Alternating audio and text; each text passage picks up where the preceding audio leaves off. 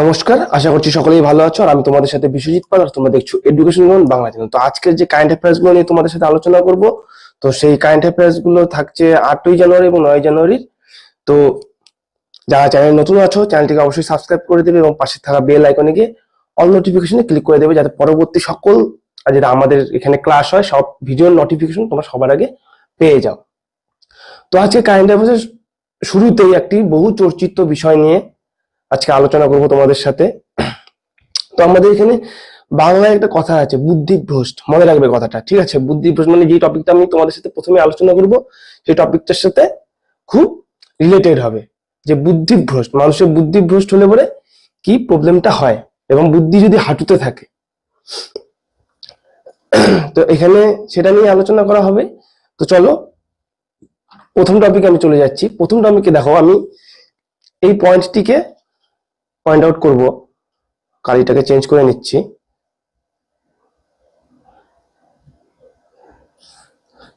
এখানে দেখো কি বলেছে, মালদ্বীপ সাসপেন্ডস 3 ministers over remarks against Modi. তো এখন মালদ্বীপ 3জন তাদের মিনিস্টারকে, ক্যাবিনেট মিনিস্টারকে সাসপেন্ড করেছে। কেন করেছে, এখানেই হচ্ছে গল্প। খুব সহজে কিন্তু এই ডিসিশনে তারা আসেনি যে তাদের মিনিস্টারকে খুব ইজিলি সাসপেন্ড করে দেবে। খুব ইজিলি যে সাসপেন্ড করে দেবে তা কিন্তু খুব সহজে আসেনি, অনেক এ নিয়ে জল ঘোলা হয়েছে। তো ঘটনাটা কি হয়েছিল, এটাই হচ্ছে আজকের এই ফার্স্ট টপিকের কাহিনী। তো কাহিনীটা দেখবে, দেখো আমাদের রিসেন্টলি আমাদের কি প্রাইম মিনিস্টার যে নরেন্দ্র মোদী লক্ষদ্বীপে সেখানে সি বিচে ভিজিট করতে গিয়েছিলেন, এবং সেখানে তিনি তার ফটোশুটও করেছিলেন।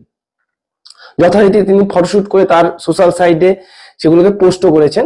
এবং সেখানে তিনি যে সভার আয়োজন হয়েছিল, সেখানেও তিনি বলেছিলেন যে তিনি সকল ভারতবাসীদেরকে, মানে প্রথমত এই ট্যুরিজমকে বুস্ট করাই তার লক্ষ্য ছিল। এবং প্রথমত তিনি বলেছেন আমাদের ভারতীয় যারা ট্যুরিস্ট তাদেরকে বলেছেন যে তো আপনারা যারা আর কি বিদেশের যে সি বিচকে আপনারা বেশি প্রাধান্য দেন, তার আগে আমাদের ভারতের সি বিচে এসে দেখুন কত সুন্দর। অন্তত পক্ষে 15টি লোকাল আমাদের ডোমেস্টিক যে প্লেস গুলো আছে সেগুলোতে আগে ঘুরুন, তারপরে বিদেশে যাত্রা করুন। মানে বিদেশে ঘুরতে না বলেনি, কিন্তু তারপর পূর্বে আমরা যেন দেশে ঘুরি, সেই বার্তায় আমাদের প্রধানমন্ত্রী দিয়েছিলেন। কিন্তু এখানে গল্প হয়ে গেছে, আমাদের মালদ্বীপের যে নিউ গভর্নমেন্ট তার কিছু মিনিস্টার তারা এটাকে তাদের গায়ে লাগিয়ে নিয়েছে। কিরকম, যেমন তোমার বাড়িতে যদি মনে করো তোমার এলাকায় কেউ এসিতে লাগায়নি, বা তোমার বাড়িতে এমন একটা কিছু নিয়ে এসেছো তোমার এলাকায় সেই জিনিসটি নেই, ঠিক আছে? তো তোমারটা দেখে কি হচ্ছে, পাশের বাড়ির লোক তো আর সেটা নিয়ে তো করতে পারছে না, তোমার উন্নতি দেখে তার হিংসা হচ্ছে, ঠিক আছে? এই হচ্ছে ব্যাপার। তো যেখানে এখানে প্রধানমন্ত্রী আমাদের ট্যুরিজমকে বুস্ট করার জন্য এই ফটোশুট করেছে, তারপরে স্কুপ ডাইভিং করেছে, মানে সেখানে গিয়ে তোমরা স্কুপ ডাইভিংও করতে পারবে, এরকম সুবিধা দেখিয়েছে। তো এটা দেখে তাদের কিছু মিনিস্টার তাদের যে টুইটার হ্যান্ডেল, বর্তমানে যেটা এক্স নামে আমরা জানি, সেখানে গিয়ে কিছু পোস্ট করেছে এবং সেটা নিয়ে এখনকার তোলপাড় হয়েছিল। তো এখানে দেখো ফার্স্ট যে বহু চর্চিত যে টপিক ছিল আর কি, মারিয়াম সিউইনা আর কি, তিনি যে পোস্ট করেছিলেন, কি করেছিলেন, what a clown, the prophet of Israel mister Narendra driver with life jacket. মানে নরেন্দ্র মোদী যে লাইফ জ্যাকেট পরে স্কুল ড্রাইভ করেছিলেন, তাকে সেই লুকটাকে তিনি বলছেন যে প্রফেট অফ ইসরায়েল, মানে ইসরায়েল প্রফেট। এটা একটি বহু নিন্দনীয় একটি ক্লেম করেছে। তো পরবর্তীতে অবশ্যই এর তো সাজা হয়েছে, এবং জাহিদ রামিজ ইনি একজন যিনি সেই ক্যাবিনেটের মন্ত্রী, তিনিও বলেছেন যে মুভি ইজ গ্রেট, কিন্তু তারা কতটা তাদের মানে এটা ডিলিউশন, মানে এটা একটা ভ্রমের মধ্যে রয়েছে। আমাদের ভারত সরকার নাকি ভ্রমের মধ্যে রয়েছে, মানে নরেন্দ্র মোদীর কথা বলেছে। এবং তারা কিভাবে আমাদের মতন তাদের মতন নাকি সার্ভিস প্রোভাইড করতে পারবে আমাদের ভারত সরকার, সেটাই হচ্ছে কথা। তারপরে বলেছে যে how can they be so clean, তারা কিভাবে এত পরিষ্কার থাকতে পারবে, permanent smell in the rooms will be the biggest downfall. মানে তারা ক্রিটিসাইজ করেছে আমাদের দেশের যে রুম পরিবেশ নিয়ে ক্রিটিসাইজ করেছে, ঠিক আছে? আরেকজন আমাদের যে সেখানকার যে ক্যাবিনেট মিনিস্টার ছিল, এটা বলেছে যে সে আমাদের ভারতের যারা ওপেনলি যেখানে সেখানে টয়লেট করে এবং পরিবেশকে নোংরা করবে, তারা কোনোভাবেই পরিষ্কার রাখতে পারবে না, এটাই একটা বড় চ্যালেঞ্জ হয়ে থাকবে। তো এইসব বিষয়গুলো নিয়ে তারা আমাদের ভারতের প্রধানমন্ত্রীকে বিভিন্ন দিক দিয়ে, ভারত সরকারকে বিভিন্ন দিক দিয়ে ব্লেম করেছে এবং অ্যাটাক করেছে, যদিও এটা মালদ্বীপের বর্তমান নতুন সরকার। কিন্তু এখানে দেখলে এখানে বারবার বলছি যে আমাদের প্রধানমন্ত্রী কিন্তু মালদ্বীপকে উদ্দেশ্য করে কিছুই বলেনি, তিনি আমাদের লোকাল ট্যুরিজমকে বুস্ট করার জন্যই বলেছে, ঠিক আছে। তারপরেই যখন আমাদের সেখানকার মালদ্বীপের যখন প্রধান যে ক্যাবিনেট মিনিস্টার গুলো এসব করেছে, তারপরে আমাদের যারা আমাদের যে সেলিব্রিটি রয়েছে, অক্ষয় কুমার, সচিন টেন্ডুলকার, সালমান খানের মতন যে যে সেলিব্রিটিরা রয়েছে, তারা পুরো আমাদের লোকাল যে ট্যুরিজম স্পট গুলো রয়েছে, সি বিচ গুলো রয়েছে, সেগুলোকে প্রমোট করার জন্য বলেছে। এখানে তো অক্ষয় কুমার বলেছে কাম অ্যাক্রস কমেন্ট এখানে তো অক্ষয় কুমার সচিন তো বুস্ট করার কথা বলেইছে লোকাল ট্যুরিজমকে, এবং তারা সেই কমেন্ট গুলোর বিরোধিতাও করেছে। এখানে দেখতে পারবে যে অক্ষয় কুমার সেই পূর্বের যে কমেন্ট আমি তোমাদের দেখালাম সেগুলোর স্ক্রিনশট দিয়ে তার এগেনস্টে বলেছে, ঠিক আছে। যে come across comments from prominent public figure from Maldives passing hateful and racist comment on Indians, ভারতীয়দের উপর একটি রেসিজম নিয়ে মানে রেসিস্টের মতন কথা বলেছে, ঠিক আছে। Surprised that they are doing this to a country that sends them the maximum number of tourist, we are good to our neighbours but why should we tolerate such. আমরা আমাদের প্রতিবেশীদের সাথে সবসময় আমাদের ভারত সরকার কি করে, সবসময় বন্ধুত্বপূর্ণ সম্পর্ক রাখে, কিন্তু তারাই বারংবার এরকম ঘৃণ্যকর ঘটনা ঘটায়, ঠিক আছে, এটাই বলছে। তারপরে সচিন টেন্ডুলকার বলছে the coastal towns offered everything we wanted. এই কোস্টাল টাউন মানে আমাদের ভারতে যে লাক্ষাদ্বীপ আছে, তারপর আন্দামান নিকোবর আছে, সেগুলো খুবই সুন্দর এবং তারা সমস্ত রকম সার্ভিস প্রোভাইড করে, সমস্ত রকম সেই সার্ভিস তোমরা পাবে, এবং এটা খুবই সুন্দর gorgeous location. combined with wonderful hospitality left us with treasure trove of memories, সেটা আমাদের মেমোরিতে একটি সঞ্চয় হয়ে থাকবে, এত সুন্দর, তাই সেখানে অভিজ্ঞতা হতে পারে। তাই বিদেশে গিয়ে যেহেতু সরি গলায় প্রবলেম রয়েছে, যেহেতু মালদ্বীপ হচ্ছে একটি দেশ, তো বিদেশে গিয়ে পয়সাকে প্রচুর পরিমাণ খরচা হয়ে যাবে, তো সেখানে অত পরিমাণ খরচা না করে আমরা যদি দেশেই সেই একই আনন্দ উপভোগ করি, একই রকম পরিবেশের যে অনুভূতিটা অর্জন করতে পারি তার অর্ধেক খরচে, তো সেটাই আমাদের ভালো, আমরা দেশের ট্যুরিজমকে প্রমোট করতে পারবো। তো এটাই বলেছে আমাদের অনেক যারা সেলিব্রিটিরা রয়েছে। তা সেখানকার দেখো শুধু আমাদের ভারতীয় সেলিব্রিটিরাই নয়, সেখানকার যে সরি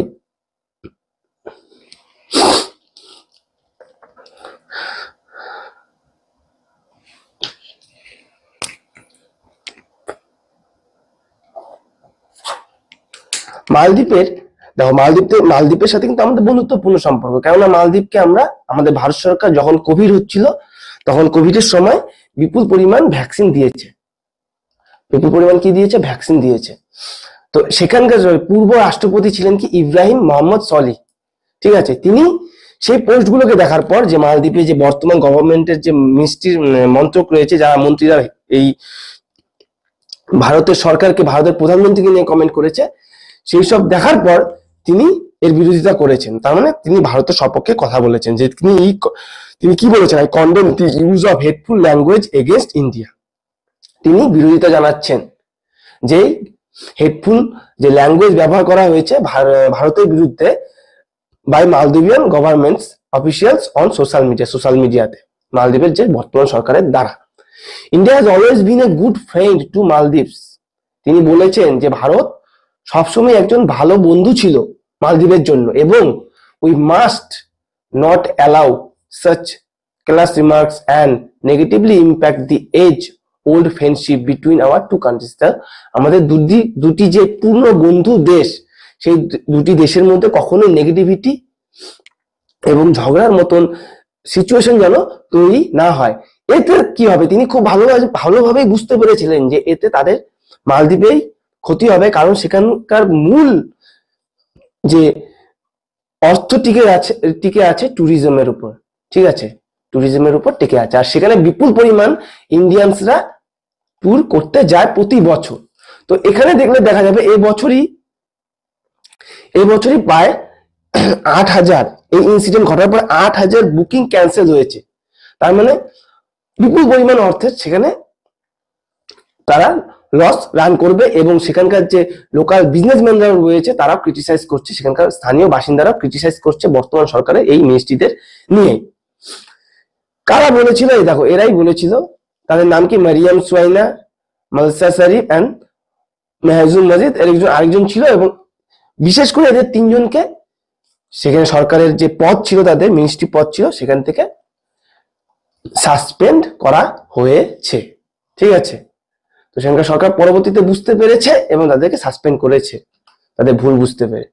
ঠিক আছে, তো আশা করি বোঝা গেল যে প্রথমে আমি বলেছিলাম বুদ্ধিভ্রষ্ট, নতুন নতুন সরকারে এসেছিল, এরা কাজ যদি করতো ভালো তাহলে কি হতো, পরবর্তীতেও এদের থাকার চান্স ছিল আর কি। এই বিশেষ করে এই তিনজনের কথা বলছি, এরা তো নতুন, সরকারও নতুন ছিল এবং এরাও দেখতেই মনে হচ্ছে যে ইয়াং এজ। তো এরা যদি সরকার একটা মিনিস্ট্রি পদে থাকতো তাহলে কি হতো, তাদেরই পরবর্তী কেরিয়ার আরো ভালো হতে পারতো। কিন্তু এখন এমন একটা পর্যায়ে চলে গেল যে পরবর্তীতে এরকম বড় পদ পাওয়া খুবই কঠিন হয়ে যাবে এদের জন্য, এবং এটা একটা রেড মার্ক পড়ে রইল মালদ্বীপের জন্য। ঠিক আছে, মালদ্বীপের এই সরকারের জন্য। তো এটা একটা বড় ইস্যু হয়ে গিয়েছিল সোশ্যাল মিডিয়াতে, এটা নিয়ে কথা হচ্ছিল। ঠিক আছে, তো এই ছিল ইস্যু। এখন পরবর্তী টপিকে কি বলেছে দেখো, Bangladesh election 2024, Sheikh Hasina সিকিউরস 5th term amid opposition boycott করেছে। যাই হোক, এটা বলছে বাংলাদেশ ইলেকশন যে 2024-এ হয়ে গেছে, তো সেটাই শেখ হাসিনার সরকার, ঠিক আছে, পুনরায় পঞ্চমবারের জন্য তাদের সরকারকে গঠন করলো। এখানে দেখো কি বলেছে, in a movement turn to events, Bangladesh prime minister Sheikh Hasina has been re-elected for 5th term, পঞ্চমবারের জন্য তাদের সরকার গঠন করলো, making a significant milestone in the country's political landscape. তাদের যে দেশের যে পলিটিক্যাল যে মাইলস্টোন রয়েছে সেখানে একটি গুরুত্বপূর্ণ স্থানে তিনি চলে গেল। মানে বাংলাদেশের সর্বপ্রথম এরকম যে দীর্ঘ 5 বারের জন্য তারা সরকার কন্টিনিউ করেছে। এখানে কি বলেছে দেখো, কি বলছে, according to the election commission and report from various TV stations, the Awami League secured 216 seats out of 299, মানে বেশিরভাগ সিটই তারা পেয়ে গেছে, মানে 299টি সিটের মধ্যে প্রায় 216খানা সিট তারা পেয়ে গেছে এই পার্লামেন্টের ইলেকশনে। দি রুলিং আওয়ামী লীগ, মানে শেখ হাসিনার যে বর্তমান মানে সরকার রয়েছে, যে শেখ হাসিনার দলের নাম কি আওয়ামী লীগ, আওয়ামী লীগের যে রুলিং শাসন আন্ডার হাসিনার লিডারশিপে হ্যাজ ট্রাম্পড ওয়ান্স এগেইন, পুনরায় এবার পঞ্চমবারের জন্য আসলো, এবং বেশিরভাগ পার্লামেন্টারি সিটই তারাই সিকিউর করেছে। The victory reaffirms Sheikh Hasina's position as world's long serving female head government, এবং এটা শেখ হাসিনা কি হয়েছে, বিশ্বের সব থেকে বেশি সময়ের জন্য মানে লংগেস্ট সার্ভিসড ফিমেল হেড হিসাবে পরিগণিত হয়েছে শেখ হাসিনা। ঠিক আছে, মানে বিশ্বের যত যে দল রয়েছে, যত যে দেশে কান্ট্রিতে যে রাজনৈতিক দলের শাসন করছে, সরকার গঠন করেছে, তার মধ্যে শেখ হাসিনার সরকারকে সর্বপ্রথম এত লং টার্মের জন্য কোনো দেশের হয়ে তারা নেতৃত্ব করছেন। ঠিক আছে, শেখ হাসিনার দল বা শেখ হাসিনা। আশা করি বোঝা গেল। তো এটা একটি বড় খবর ছিল। ঠিক আছে, পরবর্তী টপিকে কি বলেছে, Kyrgyzstan declares show leopard as national symbol. তোমরা লিপার্ড দেখতে পাচ্ছ, এটা হচ্ছে স্নো লিপার্ড, একে ন্যাশনাল সিম্বল হিসাবে কিরগিজস্তান ঘোষণা করেছে। কিরগিজস্তান কি জন্য এটা করেছে, কিরগিজস্তানের country nestled in the heart of Central Asia, যে মধ্য এশিয়ার একটি গুরুত্বপূর্ণ দেশ হচ্ছে কি Kyrgyzstan, has officially declared the snow leopard as its national symbol, signifying a profound commitment to conservation and ecological balance. তারা কি করছে, অফিসিয়ালি ঘোষণা করেছে যে তাদের এই স্নো লিপার্ড হচ্ছে ন্যাশনাল সিম্বল, ঠিক আছে, signifying a profound commitment to conservation and ecological balance, ecological balance কে মানে যে ভৌগোলিক ভারসাম্যকে বজায় রাখতেই এই গুরুত্বপূর্ণ সিদ্ধান্ত নেওয়া হয়েছে। প্রেসিডেন্ট, কিরগিজস্তানের প্রেসিডেন্টকে, এটা মনে রাখবে, কিরগিজস্তানের প্রেসিডেন্ট হচ্ছে জাপারোভ। এই তাদের সরকারের ক্যাবিনেটকে ডাইরেক্ট করে এবং actively recognise this snow leopard as the national symbol and take measures to protect its population and the ecosystem in habitant. তাদের যে প্রেসিডেন্ট জাপারোভ, তারা এই ক্যাবিনেট, তিনি এই ক্যাবিনেটকে ডাইরেক্ট করছে to actively recognise to snow leopard as a national symbol and take measures to protect its population, এবং তাদের যে সিম্বল হিসাবে কেন করছে, তাদের এই যে পপুলেশন মানে লিপার্ডের যে পপুলেশন, লিপার্ডের সংখ্যাকে পর্যাপ্ত পরিমাণে যাতে সুরক্ষিত থাকে এবং পরিবেশের ভারসাম্য যেন বজায় থাকে, সেই দিকে লক্ষ্য রেখেই এই সিদ্ধান্ত নেওয়া হয়েছে। তার জন্য এই লিপার্ডকে তাদের ন্যাশনাল সিম্বল হিসাবে চিহ্নিত করেছে, ঠিক আছে, ন্যাশনাল সিম্বল হিসাবে চিহ্নিত করেছে। প্রেসিডেন্ট সরদার জাপারোভ একটি ডিক্রি জারির মাধ্যমে বলেছে যে স্নো লিপার্ডের শুধুমাত্র রোল এই নয় যে এটা শুধুমাত্র একটি সিম্বল অফ নেচার ওয়েলথ, সেটা কালচারাল প্রসপেরিটিকেও বুস্ট করবে এবং also as a vital indicator দেবে, ইন্ডিকেটর বলতে সতর্ক বার্তা দেবে of the stability and health and the mountain ecosystem, মানে পাহাড়ের যে বা পর্বতের যে ইকোসিস্টেম, পারিপার্শ্বিক যে পরিস্থিতি এবং বিশ্বব্যাপী যে পর্বতের যে পারিপার্শ্বিক যে পরিস্থিতি, সেগুলোকেও ইন্ডিকেটর দেবে, ঠিক আছে। মানে মোট কথা একই কথা বলতে যাচ্ছে যে সমস্ত বিশ্বব্যাপী যে পর্বতের যে ইকোসিস্টেম রয়েছে সেখানকেও সজাগ রাখবে এবং সতর্ক রাখবে এবং সেগুলোকে স্ট্রং করবে আরো তাদের এই পদক্ষেপের মাধ্যমে। তো এটাই তিনি বলতে চেয়েছেন। পরবর্তী টপিকে কি বলেছে দেখো, West Bengal সিকিউরস GI tax for unique products boosting local economics. স্থানীয় অর্থনীতিকে বুস্ট করার জন্য পশ্চিমবঙ্গ সরকার কি করেছে, তাদের ইউনিক প্রোডাক্টকে জিআই ট্যাগের জন্য নমিনেট পাঠিয়েছিল নাম, এবং সেখানে কিছু প্রোডাক্ট জিআই ট্যাগ অর্জনও করেছে, জিআই ট্যাগ করে তাদের ইকোনমিকে বুস্টের জন্য সাহায্য করেছে। এখানে দেখো কি বলেছে, as a part of the national GI drive mission, national GI drive মিশনের অংশ হিসাবে ওয়েস্ট বেঙ্গল কি করলো, acquired a geographical indication. Geographical ইন্ডিকেশনের শর্ট ফর্ম হচ্ছে কি জিআই, ঠিক আছে, সেই ট্যাগকে তারা অ্যাকোয়ার করেছে তাদের কিছু প্রোডাক্টের জন্য, যেটা ইনক্লুডস কি সুন্দরবন হানি। তোমরা দেখতে পাচ্ছ যে সুন্দরবনে যে মধু সংগ্রহ করে সেই মধু কি জিআই ট্যাগ অর্জন করেছে, ঠিক আছে।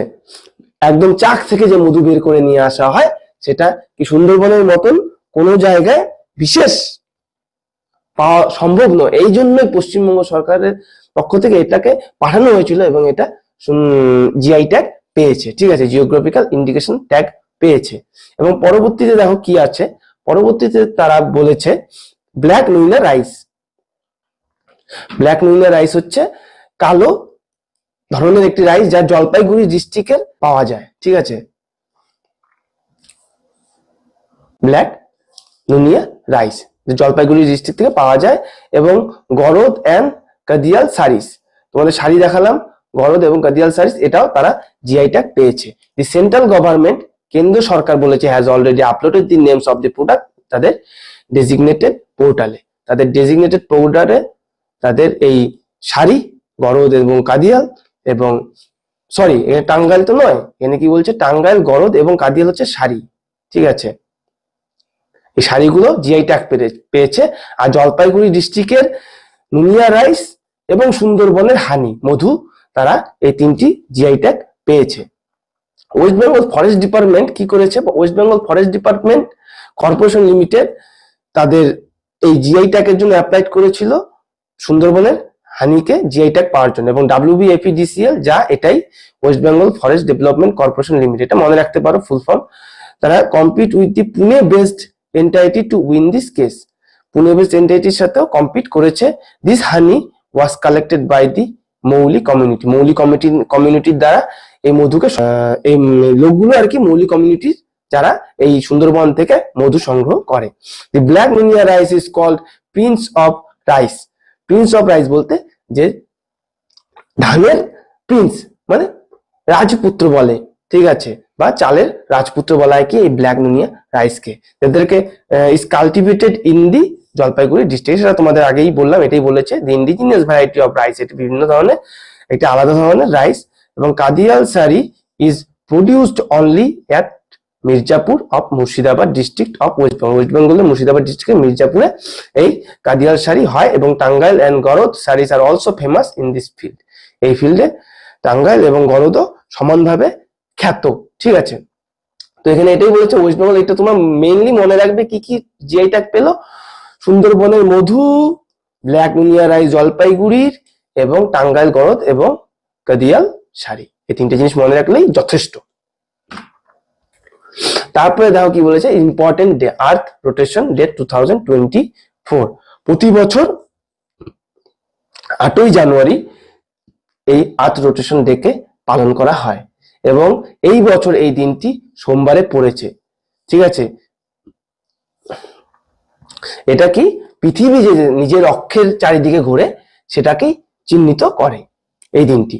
তারপর earth rotation day serves as an educational opportunity, এটি একটি এডুকেশনাল অপরচুনিটি প্রদান করে স্পেশালি ফর চিলড্রেনের জন্য, শিশুদের জন্য, এবং তাদেরকে ইন্সপায়ার করে, আগ্রহ যোগায় এই প্ল্যানেট সম্বন্ধে, প্ল্যানেটের ডাইনামিক্স সম্বন্ধে, ঠিক আছে। মানে আমাদের পৃথিবী কিভাবে ঘুরছে, ঠিক আছে, সূর্যের চারিদিকে কিভাবে ঘোরে, পৃথিবী নিজের অক্ষের চারিদিকে কিভাবে ঘোরে, এইসব জিনিস নিয়ে তাদেরকে ইন্সপায়ার করে এই দিনটিকে।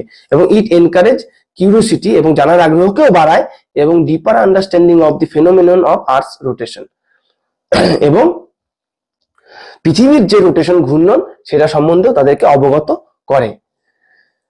আর্থ রোটেশন ডে সেলিব্রেট কাকে মনে করে এটা করা হয়, কার অনারে করা হয়, লিওন ফকলস, যিনি এই আর্থ রোটেশন এই বিষয়টিকে কি করেছিলেন, প্রথম ফাউন্ড করেছিলেন। আর্থ রোটেশন মানে এটা আর্থ তার নিজের অ্যাক্সিসে ঘোরে, মানে নিজের অক্ষের চারিদিকে যে ঘোরে পৃথিবী, সেটাকে তিনি বলেছিলেন যে পৃথিবী নিজের অক্ষের চারিদিকে ঘুরে প্রথম তিনি আবিষ্কার করেছিলেন। কিন্তু যখন পৃথিবী সূর্যের চারিদিকে ঘুরছে, যদি বলে পৃথিবী সূর্যের চারিদিকে ঘুরে, তাহলে এটা কে করেছিল, এটা কে করেছিল, প্রথম নিকোলাস কোপারনিকাস। কে করেছিল, নিকোলাস কোপারনিকাস, এটা মনে রাখবে, ঠিক আছে। সূর্যের চারিদিকে পৃথিবী ঘুরছে, এটা কে বলছে, নিকোলাস কোপারনিকাস, এবং পৃথিবী নিজের অক্ষের চারিদিকে ঘুরছে এটা সর্বপ্রথম প্রমাণ করেছেন লিওন ফকলস, ঠিক আছে, তার এই গ্রাউন্ড ব্রেকিং এক্সপেরিমেন্টে। This observation priorities Foucault's work over their experiment, তার এক্সপেরিমেন্ট কন্ডাক্ট করে ডেমনস্ট্রেশন আর্থ রোটেশন, এই আর্থ রোটেশনকে। ফোকাসের এক্সপেরিমেন্ট, তার যে পরীক্ষা নিরীক্ষা, not only proved the earth rotation, তার এই যে পরীক্ষা নিরীক্ষা শুধু আর্থ রোটেশনকেই প্রমাণ করেনি, বরং এটা একটা কনসেপ্ট দিয়েছে মানুষকে বোঝার, ঠিক আছে, মানুষ যাতে সহজে বুঝতে পারে সেই বিষয়ে একটা সহজ কনসেপ্টও দিয়েছে, এটাই বলেছে, ঠিক আছে। তিনি এক্সপেরিমেন্ট করে প্রমাণ করেছে যে পৃথিবী তার নিজের অক্ষের চারিদিকে করেছে, তা নয়, সেটা সাধারণ মানুষকে বুঝতেও সাহায্য করেছে, ঠিক আছে। নাহলে মানুষ তো এখনো জানতো না, মানুষ এখনো ভাবতো যে পৃথিবী ঘোরে না, পৃথিবী স্থিরই থাকে, তাই ভাবতো। কিন্তু এই সায়েন্টিস্ট লিওন ফকলস তিনি বলেছিলেন যে না, পৃথিবী নিজের অক্ষের চারিদিকে ঘোরে। আর নিকোলাস কোপারনিকাস বলেছিলেন পৃথিবী ঘোরে তো ঘোরে নিজের অক্ষের চারিদিকে, পৃথিবী সূর্যের চারিদিকেও ঘুরছে, ঠিক আছে। পরবর্তী টপিকে কি বলেছে, পরবর্তী টপিকে বলেছে union minister Sarbananda Sonowal to chair first inland waterways development council meeting in Kolkata. টপিকে কি বলেছে, এখানে টপিকে বলেছে union ports shipping and waterways minister Sarbananda Sonowal. কেন্দ্রীয় যে পোর্ট শিপিং এবং ওয়াটারওয়ে মিনিস্টার সর্বানন্দ সোনোয়াল ছিলেন, তিনি প্রথমবারের জন্য কলকাতায় কি করলেন, তাদের একটি মিটিং, যাকে ওয়াটারওয়েজ ডেভেলপমেন্ট কাউন্সিলের মিটিং আয়োজন করেছিলেন। এই মিটিং চলাকালীন মিস্টার সোনোয়াল কি করেছিলেন, ground breaking initiative including Harit নৌকার সাথে যুক্ত হয়ে একটি গ্রাউন্ড ব্রেকিং ইনিশিয়েটিভও উদযাপন করেছিলেন, আনভেল করেছিলেন, এবং guidelines for green transition of inland vessels and the river cruise tourism roadmap 2047 এবং 2047 মধ্যে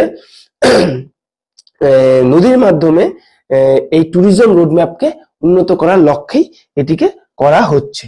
ঠিক আছে, তারপরে দেখো কি বলেছে, দি ministry has set a target two elevate the model share of inland water transportation from the current 2% to 5%, aligning with the goal outlined in the Maritime India Vision 2030. এটা এই বলে যে মন্ত্রক আভ্যন্তরীণ জল পরিবহনের যে মডেল, সেই শেয়ারকে বর্তমানে 2% থেকে 5% উন্নীত করেছে। এই যে তাই বলেছে, ঠিক আছে, 2% থেকে কি করেছে, 5% উন্নীত করেছে, তাই বলেছে। হ্যাঁ, sit target elevate the model shares inland water transport current 2% to 5%, aligning with the goal outline the maritime India vision 2030। উন্নীত করার লক্ষ্য নিয়েছে এবং নির্ধারণ করেছে যে ম্যারিটাইম ইন্ডিয়া ভিশন 2030-এ এই লক্ষ্যগুলির সাথে সামঞ্জস্য রাখবে এবং 2030-এর মধ্যে আর কি এই যে লক্ষ্য রাখা হচ্ছে সেটাকে কার্যকরী করবে। এবং এও বলেছে যে গত বছর establishment of the inland waterways development council in October last year, গত বছর অক্টোবর মাসে এই ইনল্যান্ড ওয়াটারওয়েজ ডেভেলপমেন্ট কাউন্সিলকে এস্টাবলিশ করা হয়েছিল এবং underscores the government's commitment to the comprehensive development to inland waterways and associated inland water transport ecosystem efficiently for improved cargo passenger movement and river cruise tourism। এবং এখানে এটাই বলছে গত বছর অক্টোবরে আভ্যন্তরীণ যে নৌপথ ছিল সেগুলোকে উন্নয়ন করার জন্য কাউন্সিল প্রতিষ্ঠা করা হয়েছিল এবং কি সংশ্লিষ্ট যে সেই অভ্যন্তরীণ জল পরিবহন ইকোসিস্টেম রয়েছে সেখানে দক্ষতা, উন্নত পণ্য সম্ভার, যাত্রী চলাচল এবং নদী ক্রুজ পর্যটনের জন্য সরকারের প্রতিশ্রুতির উপর জোর দেওয়া হয়েছে। সরকার যেটা প্রতিশ্রুতি দিয়েছে সেটাতে কাজ হবে, এটাই বলেছে এখানে। ঠিক আছে, তো এটা তোমরা জানোই যে বর্তমান সরকার যেটা আর প্রতিশ্রুতি দিচ্ছে, যেগুলো ইনিশিয়েটিভ নিচ্ছে, সেটা করার তারা চেষ্টা করছে বা কিছু অংশ করেও ফেলছে। ঠিক আছে, ইনি হচ্ছে আমাদের minister Sarbananda Sonowal, union minister. ঠিক আছে, এখানে কি বলেছে দেখো, election commission tweaks rules for allocation of symbols to unrecognized political party. Political party যারা আনরেকগনাইজড রয়েছে তাদের সিম্বলকে অ্যালোকেট করার জন্য একটি রুল বের করেছে। ঠিক আছে,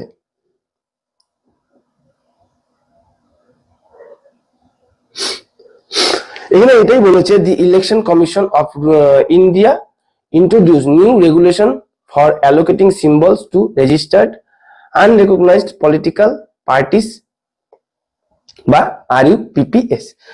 এখানে এটাই বলেছে ভারতের যে নির্বাচন কমিশন সেখানে যে অস্বীকৃত যে রাজনৈতিক দলগুলো রয়েছে তাদের প্রতীককে আর কি পার্মানেন্ট করার জন্য নতুন নিয়ম চালু করা হয়েছে। এখন এই দলগুলো কি করবে, অবশ্যই এগুলোকে প্রোভাইড করতে হবে, তার যে এর জন্য যে ডকুমেন্টস এর প্রয়োজন, যে ক্রাইটেরিয়ার প্রয়োজন, সেগুলোকে প্রোভাইড করতে হবে এবং audited accounts from the last 3 financial এবং গত 3 বছরের যে ফিনান্সিয়াল ইয়ারে তাদের অডিট দিতে হবে। ঠিক আছে, ফিনান্সিয়াল ইয়ারে লাস্ট 3 বছরের অডিট পেশ করতে হবে ইলেকশন কমিশনের কাছে এবং expenditure statement from the last 2 election এবং গত 2 বছরের যে ইলেকশন রয়েছে সেখানে যে তাদের ব্যয় সেটাকেও স্টেটমেন্টের মাধ্যমে দিতে হবে। The signature of the authorised party official along with their symbol application এবং যে যে দুটি নির্বাচন প্রতীকের আবেদনের সাথে অনুমোদিত দলের কর্মকর্তাদের স্বাক্ষরও প্রয়োজন রয়েছে। এখানে এখন বলেছে আর্টিকেল 324-এ কি বলেছে, ভারতের কনস্টিটিউশনে গ্র্যান্ট করা হয়েছে যে ইলেকশন কমিশন যে একটিমাত্র অথরিটি যারাই এই পলিটিক্যাল পার্টি রেজিস্টার করতে পারবে, রেজিস্টার পলিটিক্যাল পার্টিস। এখানে কি বলেছে যে ভারতীয় সংবিধানের 324 নম্বর অনুচ্ছেদেই ইসিআই যে একটি সংস্থা যা রাজনৈতিক দলগুলিকে নিবন্ধন বা পারমিশন মানে পলিটিক্যাল পার্টি হিসাবে যে একটি গ্র্যান্ট দেওয়ার পাওয়ার তাদের হাতেই একমাত্র রয়েছে। এবং এখানে আরো বলা হয়েছে যে সকল রাজনৈতিক দলই all parties is governed by the provision of the 29A section and representation of the People Act 1951। 1951 সালের people act representation of the people act যার 29 এর সেকশনে বিধান রয়েছে যে সকল রাজনৈতিক দলের নিবন্ধন জনপ্রতিনিধিত্ব আইন 1951 এর ধারা 19 এর বিধান দ্বারা নিয়ন্ত্রিত হচ্ছে। এর অত কিছু না, এটা মনে রাখবে 1951 সালে যে রিপ্রেজেন্টেশন অফ পিপল অ্যাক্ট রয়েছে সেখানে যে প্রভিশন সেকশন 1929-এ সেখানে এই পলিটিক্যাল পার্টি রেজিস্ট্রেশন সমগ্র রেজিস্ট্রেশনের কথা উল্লেখ ছিল। এবং according to the ECI election commission of ইন্ডিয়ার অনুযায়ী দি পার্টি এনি পার্টি যে কোনো party seeking registration must file an application, তাদেরকে একটি অ্যাপ্লিকেশন ফাইল করতেই হবে to the security of the ECI secretary of ECI সেক্রেটারির কাছে within 30 day of the formation গঠন করার যে পার্টিটি গঠন হয়েছে তার গঠন করার 30 দিনের মধ্যেই। দি election commission of India is responsible for the allotment of the symbol এবং ইলেকশন কমিশন অফ ইন্ডিয়ায় সেই দায়ভার নেবে তাদের যে সিম্বলের অ্যালটমেন্ট থাকবে সেটিকে দেওয়ার জন্য। This is done under the election symbol reservation and allotment order 1965। এটি 1968 সালের যে ইলেকশন সিম্বল অর্ডার রয়েছে সেই অনুযায়ী কাজ করা হবে। The new rules would come into effect from January 11 this year. এই বছরে যে জানুয়ারির 11 তারিখ থেকে এই রুলকে লাগু করা হবে। তো আশা করি তোমরা বুঝতে পারলে যে নতুন দল গঠন করতে গেলে 30 দিনের মধ্যে তাদেরকে পেশ করতে হবে তাদের ইলেকশন কমিশন অফ ইন্ডিয়ার কাছে তাদের দলকে রেজিস্টার করার জন্য, ঠিক আছে। এবং তাদের দলের যে সিম্বল থাকবে সেটা একমাত্র এসে ইলেকশন কমিশন অফ ইন্ডিয়ায় প্রদান করবে, ঠিক আছে, এটা মাথায় রাখবে। তো আজকের টপিক এই কটি ছিল। আর মূল্যবান টপিক যেগুলো প্রথম দুটি বললাম সেটা তো খুবই গুরুত্বপূর্ণ এবং বাকিগুলো এক্সাম পয়েন্ট অফ থেকে গুরুত্বপূর্ণ, তো মাথায় রাখবে। তো আজকের মতন টপিক এখানেই থাকছে। তো যারা অবশ্যই চ্যানেলে নতুন আছো চ্যানেলটিকে সাবস্ক্রাইব করে দেবে এবং পাশে দেওয়া বেল আইকনে গিয়ে অল নোটিফিকেশনে ক্লিক করে দেবে এবং যদি ভিডিওটি ভালো লেগে থাকে তোমাদের বন্ধুদের সাথে শেয়ার করে দেবে। একটা লাইক বাটনে ক্লিক করতে ভুলে যেও না, আর বন্ধুদের সাথে শেয়ার করো, ঠিক আছে। তো চলো পরবর্তী ভিডিওতে দেখা হচ্ছে। জয় হিন্দ, জয় ভারত, ধন্যবাদ।